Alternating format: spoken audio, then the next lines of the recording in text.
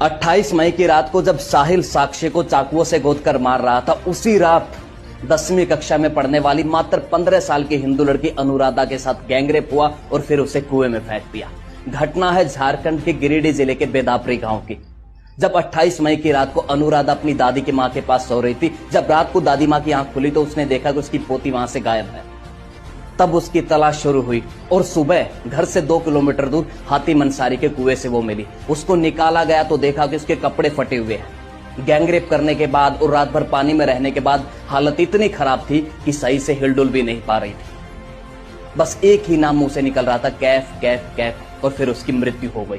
Police ने कैफ अंसारी को गिरफ्तार किया। उसने 2 और लोगों के शामिल होने की बात कही, फारूक अंसारी और आसिफ अंसारी, जो अभी तक फरार हैं। और इस हत्याकांड के विरोध में वहां आसपास के जितने भी ग्रामीण लोग हैं, उन्होंने मशाल मार्च निकाला कि जो भी आरोपी हैं उनको जल्द से जल्द फांसी मिले।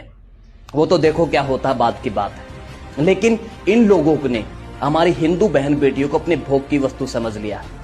जब चाहे मनमानी करते हैं और फिर उनको मार देते हैं। और हमारा हिंदू समाज नपुंसक होता जा रहा है, जो कैंडल मार्च तक सीमित रह गया।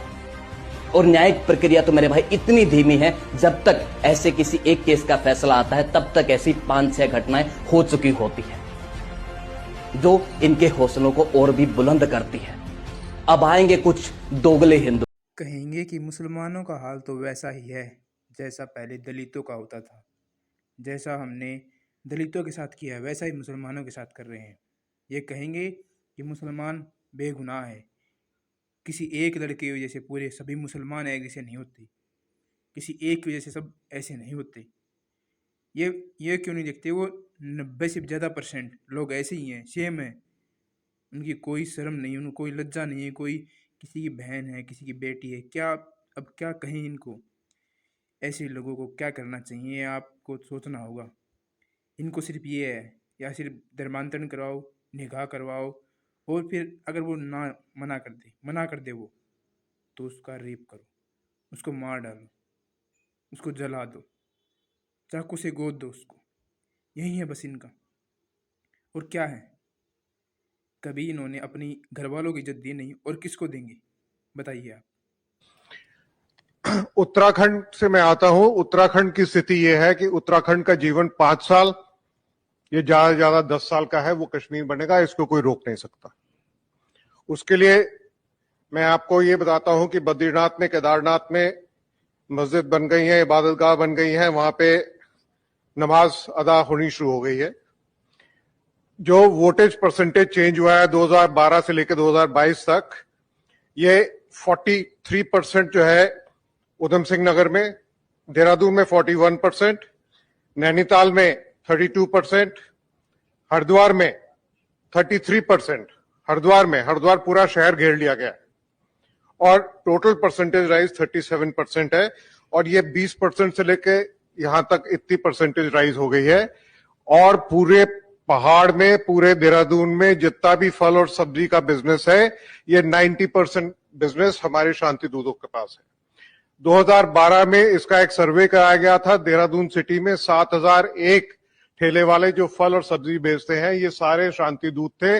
और उसमें से अधिकांश जो है वो बांग्लादेश से आने वाले थे। उसकी पूरी लिस्ट तैयार करके, मुझको इसको कहने में कोई शर्म नहीं है और कोई हिचक भी नहीं है। जस्टिस शंभुनाथ श्रीवास्तव जी ने यह सर्वे करवाया था और इस सर्वे करा के बीजेपी की गवर्नमेंट को दिया गया था कि मुझको पुलिस मुहैया करा दीजिए और मैं इन सबको डिटेंशन, जो कि स्टेट का सब्जेक्ट है, डिटेन कर दूंगा, डिटेक्शन में डाल दूंगा और इनको डिपोर्टेशन गवर्नमेंट ऑफ इंडिया करेगी। तो उस जुलाई 31 को शंभुनाथ श्रीवास्तव जी का कार्यकाल उत्तराखंड में बीजेपी सरकार ने समाप्त कर दिया। तो ये हमारी स्थिति है। अब इसका समाधान क्या है? इसका समाधान ये है कि हमारा उत्तराखंड का 630 किलोमीटर का बॉर्डर चाइना के साथ लगता है और एक बटालियन जो है वो 40 किलोमीटर के एरिया को पेट्रोल करती है। हमारे यहाँ वहां पे स्काउट्स एंड गाइड्स हैं। उन स्काउट्स एंड गाइड्स को अरुणाचल जो स्काउट्स हैं या जो सिक्किम स्काउट्स हैं, उसके तर्ज के ऊपर पैरामिलिट्री फोर्स की तरह उनको वहां पे लगाया जाए। उनकी भर्ती जो है वही कुमाऊं और गढ़वाल से हो और वहीं वो पोस्ट रहे 6 से 7 साल तक। और उनके परिवार को, क्योंकि हमारे यहाँ एक कार्यक्रम चल रहा है जिसमें फिशरीज में और पिगरीज में 80% गवर्नमेंट सब्सिडी देती है।